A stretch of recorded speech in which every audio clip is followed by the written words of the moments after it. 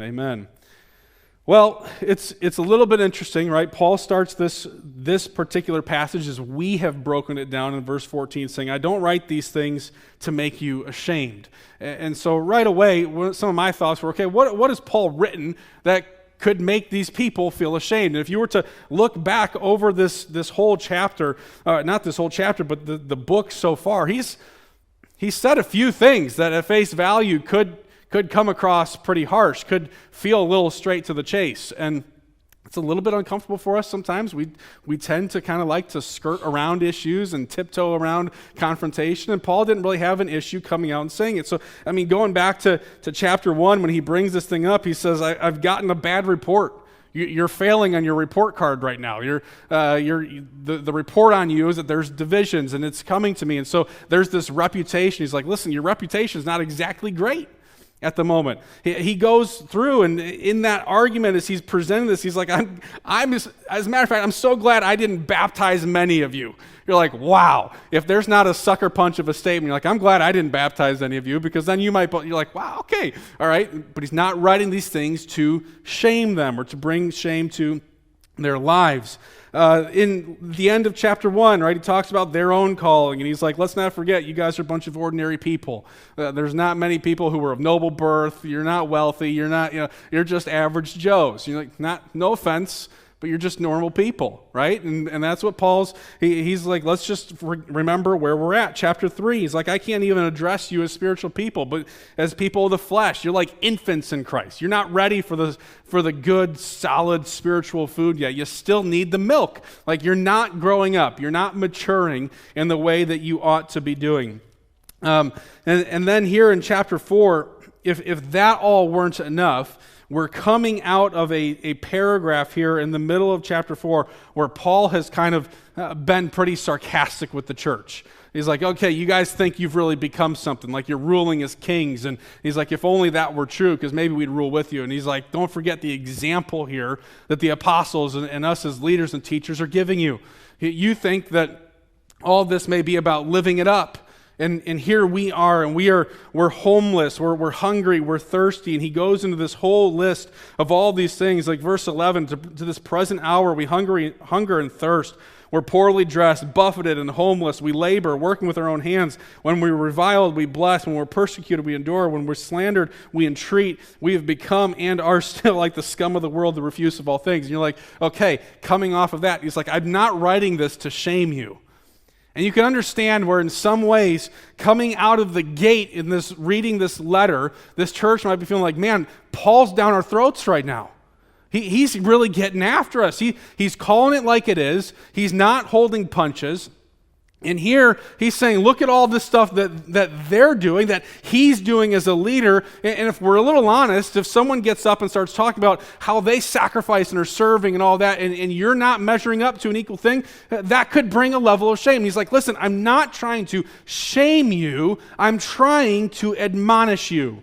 And there's a difference here, because to admonish is to bring something before them. He's like, I'm trying to put something on the table. All right, I'm explaining something to you. I'm trying to show you something to bring it to your attention, and you would only admonish someone if there was an intent or purpose to bring about a change. He's like, listen, there's an issue. I'm not saying this to discourage you, but hopefully to encourage you to shift gears, to kind of get your act together and to address these situations. That's the heart. It's like, I'm not just up here as a spiritual bully right now, just trying to beat you up. I'm here as a spiritual parent. That's what he's getting into, to bring some level of discipline, say we need to address these shortcomings. Just like my mom would sit down with me as a freshman in high school and say, listen, we got to call a timeout. We have some issues right now that if we don't address these things could bear out huge ramifications down the road. And so that's where Paul's coming from. And the heart, I believe, where he's landing this chapter, this argument is saying, guys, the ball's in your court. The ball's in your court. It's up to you what you're going to do with this. I can do only so much. You've got to pick up the ball, and you've got to start doing something. You got to take some ownership and take some responsibility. And so here's a couple of ways that looks like as we're looking at the end of this chapter. Number one, if the ball's in your court, if you're going to start to engage this, it starts by taking inventory. Taking inventory not just of the things that you've got at your house, but taking inventory of your spiritual leaders, right? And now what exactly does that mean? Why would we do that? Well, Paul says here in verse 15, he talks about these different kinds of leaders. He says, for though you have countless or myriads, think like it's a bit of an exaggeration, as if you had 10,000 guides, right? That's what he's talking about, these guides. You may have so many of these guides in Christ, but you do not have many fathers. And so he differentiates these different kinds of leaders. And I want to address this real quick because we may come to certain conclusions looking at that. So who are these guides that he's talking about? Right? In essence, what these guides were, just culturally speaking, not what he's trying to imply about these guides in the church, but culturally speaking, these guides kind of filled the role, if you were to translate it to today, of something like a nanny, something like a teacher. These were people who had an authority. They were given responsibility to look after and were involved in the bringing up of a child. Right? So not all of us had nannies growing up, but if you had a nanny, that nanny might have been involved. They kind of parented you to an extent as a kid. They were given responsibility by your parents, right, to do certain things, to how they were to kind of interact with you, train you up, what kind of involvements you would be in, and stuff like that. Most of us probably had some kind of a teacher, whether it was a Sunday school teacher, a teacher in school. These people would be those who are coming alongside mom and dad in training up and bringing up your children. And so think that way when Paul's talking about these guides, just culturally speaking. Now there are some things from culture that when the scriptures speak to them, they just carry certain impressions about them. That, the people who would have been reading this letter the first time would have felt a certain way about this word or this role. And so you ask the question, okay, what's Paul doing here in contrasting or comparing these guides and these fathers? Is his purpose to say that they're bad? Well, culturally speaking, the people who would read it wouldn't say that outright guides are bad things.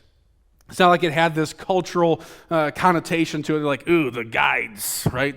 Those nannies, those teachers. It's like you could have really bad ones. Just like you go to school, you could have a really bad teacher, and that could dampen your experience for the year or whatever. Like that's a legitimate possibility. You could also have a really great teacher, one that you love and are engaged with. And so guides, they're kind of this, it could be good, could be bad.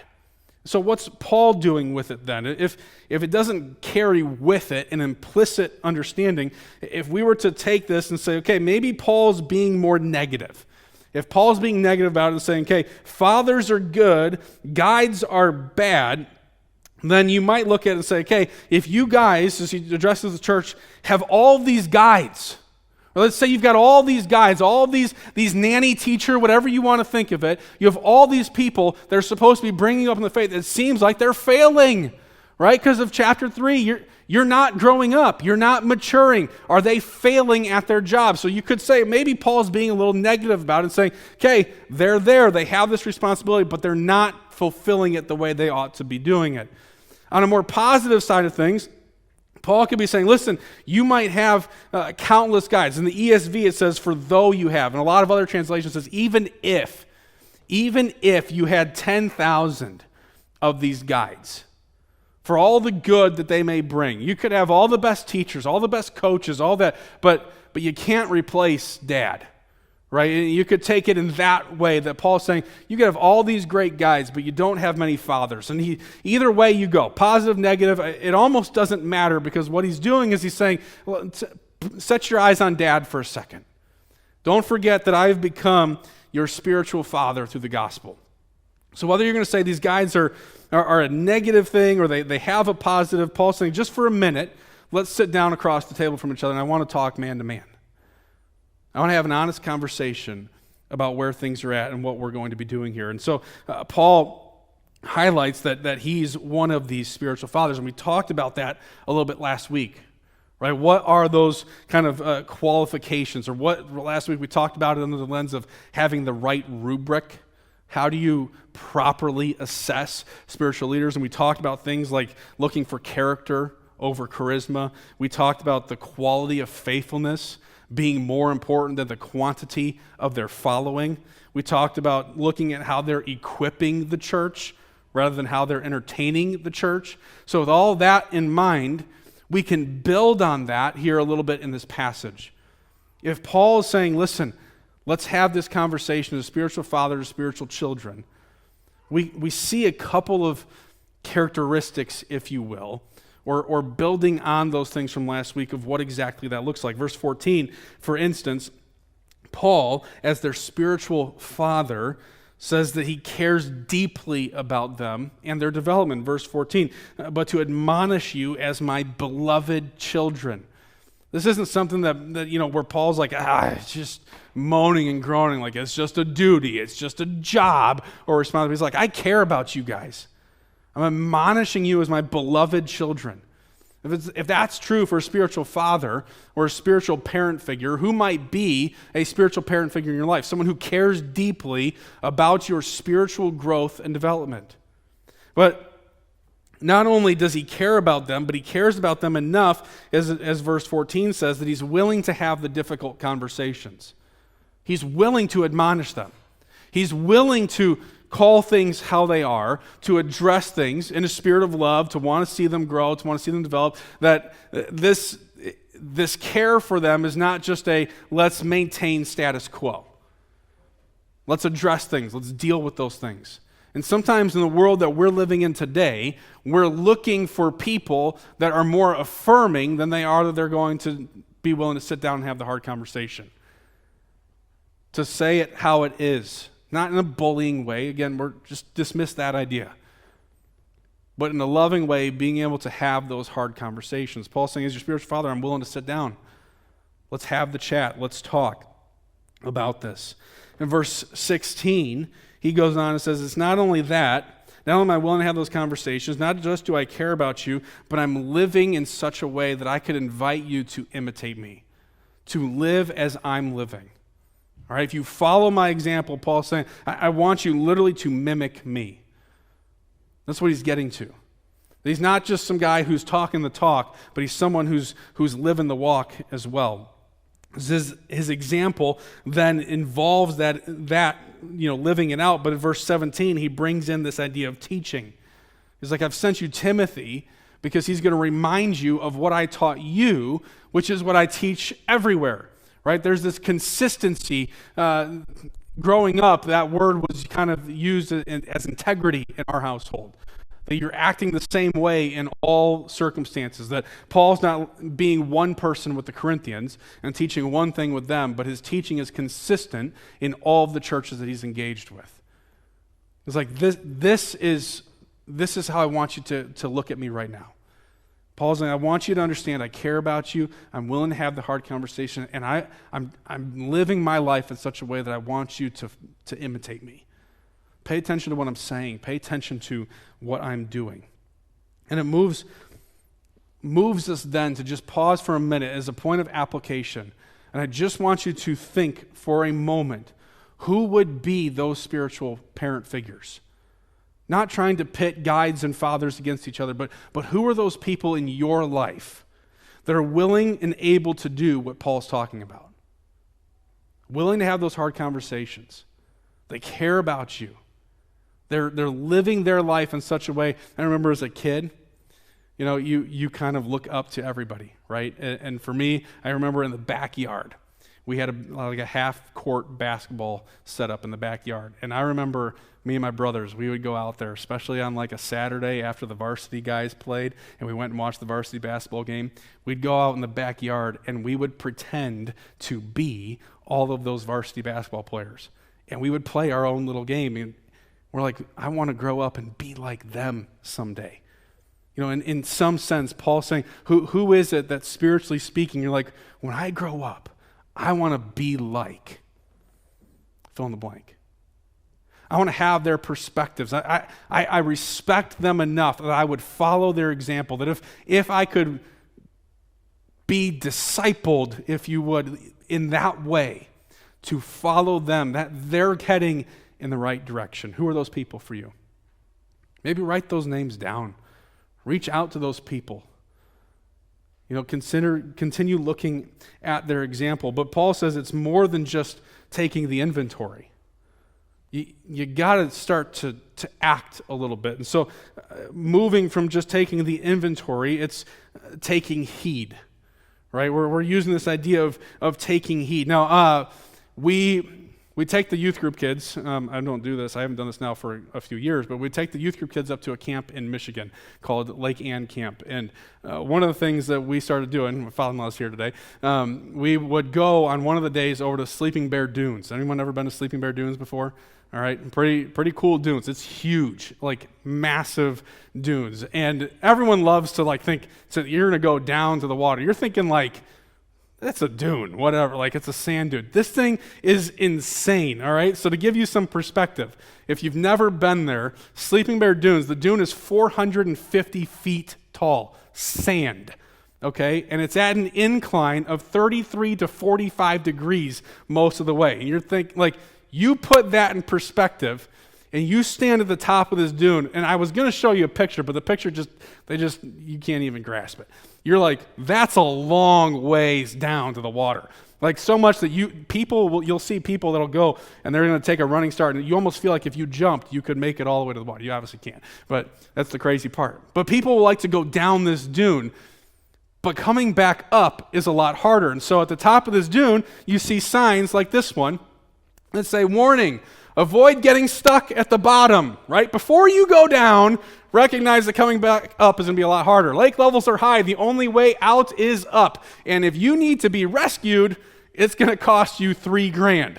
So if you don't know for sure that you're going to make it down and then make it all the way back up, maybe don't go down. This is your warning, all right? And the sad part is there's always people who don't heed this warning. I went down. I made it back up.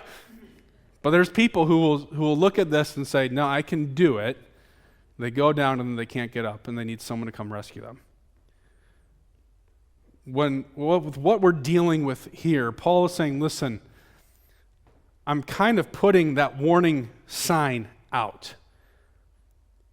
If you continue on the track that you're going in how you're interacting and dealing with your leaders, you are going to find yourself in a very dangerous place. This is your warning to take heed and to start to change. And he's saying, here's those steps. Here's what that looks like. So it's not just, hey, who are the spiritual leaders?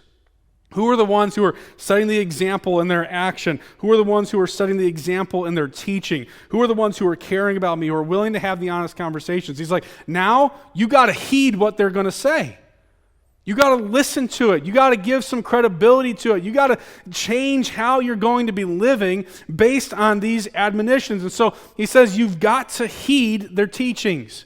He's like, listen, when I'm talking about these things, Paul's like, it's not good. I don't want you to just listen to this. I want you to take this to heart, and I want you to listen to what I'm talking about. Paul is not here simply in the business of diagnosing their dysfunctions. He's here as a doctor who has come to also not just diagnose, but prescribe what is necessary to change what's going on. And so he's like, it's one thing if you're going to say, here's the problem. Great, now you go figure it out. It's another thing when the doctor's sitting there next to you saying, you need to change this, this, this, and this. And if you don't do it, you're going to come back the next time, you're going to be in the same exact spot. It's like we need to heed those teachings and say, okay, if this is what you are saying to us, right? He has written these things. What he has written down, he's like, all of this is to admonish you. All of these things that I am addressing, not to beat you down, not to kick you while you're down, but it's to admonish you to say, let's shift gears. Let's shift gears. We need to get our act together. And so he prescribes these changes. And then we need to heed that example, right? Verse 16, I urge you, we're going to talk about that in a little bit, be imitators of me. So don't just look and say, hey, I like being around Paul. I like being around this guy. I like being around my small group leaders or whoever. I like being around these people because they make me feel good. And so he's like, no, you need to be taking our example into account and living in such a way that's consistent with it. Later in this letter, Paul's going to say, imitate me as I imitate who? Christ. Right? And so it's not just let's build our camps and we're going to follow Paul. He's like, no, listen, I'm following the one who has given me orders, right? That's to keep our context, beginning of chapter 4, where he said, think of us this way, regard us as servants of Christ, those under rowers of Christ. If that's true, I'm taking orders from him. If you're going to follow my lead, we're all following him. We're all following Christ. So follow as we follow Christ. Heed the example. I know growing up, when I was learning how to drive, right? What's the one thing that maybe you've said it as a parent, maybe you've heard it said, do as I say, not as I do. You're like, I recognize that now. Looking back, there were times where my mom and dad were like, well, I'm setting an example, and my example is not exactly consistent with what I am saying. And Paul's not here to say, hey, do as I say, not as I do. He's here to say, do as I say, yes. Also, do as I do, right? I'm living my life in such a way that it's consistent with what I say. That my deeds, my actions are consistent in all of these ways. Both are important. It's not to say let's take one over the other. You need both of them. Why? Because Paul says in verses 19 and 20, talk is cheap. Talk's cheap. Right? He says, some of you are arrogant as though I weren't coming to you, but I will come to you soon if the Lord wills. I will find out not the talk of these arrogant people, but their power. For the kingdom of God does not consist in talk, but in power. It's bringing teaching and action together. It's both and. You don't want to just find guys who are talking a good game, but aren't living it out. You want to see that consistency. Spurgeon said this, I think if we've got it, that a man's life is always more forcible than his speech. When men take stock of him, they reckon his deeds as dollars and his words as pennies. So if his life and doctrine disagree, the mass of onlookers accept his practice and reject his preaching. So what Paul's saying here again, we don't want to just talk the good game. Talking the good game doesn't have any true power or significance in the kingdom of God. What matters is the consistency between bringing the two of them together. But here's the heart of what Paul's getting at. The value to you of your spiritual leaders is only in as much as how you respond to them. I can set the example, Paul says. I can point you in the right direction. I can tell you what needs to happen. But at the end of the day, it's going to matter how you respond. This is why he says in 16, I urge you. He knows as well as anyone, he can't force anyone to do anything. Following Christ is, at the end of the day, true discipleship of Christ is not a matter of manipulation. It's not a matter of just get in line. It's a matter of saying, hey, this is the right direction. I'm pointing you in the right way. But at some point down the road here, you're going to need to take some responsibility. And that's the last thing that we're going to say today. We're not going to say much about it. But you need to take responsibility. If we're going to heed, if we're going to take the inventory, that last part here, verse 21, it really is, guys, Paul's leaving it, the ball is in their court. It's like, I've laid it all out for you. What are you going to do? What are you going to do with his example? What are you going to do with his admonishment? What are you going to do with his teaching? What are you going to do with all of those different things? You need to take responsibility. It's easy to look at those who are seen as spiritual leaders in your life and attribute a lot of blame or credit to them. That's what's going on in Corinth. These people are saying, I'm somebody because I follow so-and-so. Paul's like, you're giving too much credit. On the flip side, you can't blame their failures either because you're responsible. At some point, we're going to stand before the Lord. And like it or not, we are not going to have the benefit, all of us will not have the benefit of saying, but so-and-so said, but so-and-so did. God's going to say, there's some responsibility that's on your shoulders here. So I say that today to encourage you to consider where you are at. What areas of your life are you growing in spiritually? What areas of your life are you lacking in? Maybe you've become stagnant in? Paul's saying it's time to take some responsibility and say, I'm going to get in the game. I'm going to start engaging in this way. If this is what Paul, as my spiritual father, is calling me to do, if this is what my spiritual leaders are addressing, I can choose. I'm going to either engage or stay disengaged. At some point, you're going to have to take responsibility. Just like my mom says, the ball's in your court. Doesn't mean my mom and dad weren't involved in my life for the next 4 years while I went through high school. Probably more than they ever were. They were involved in my life. But the ball's in your court, Jeremy.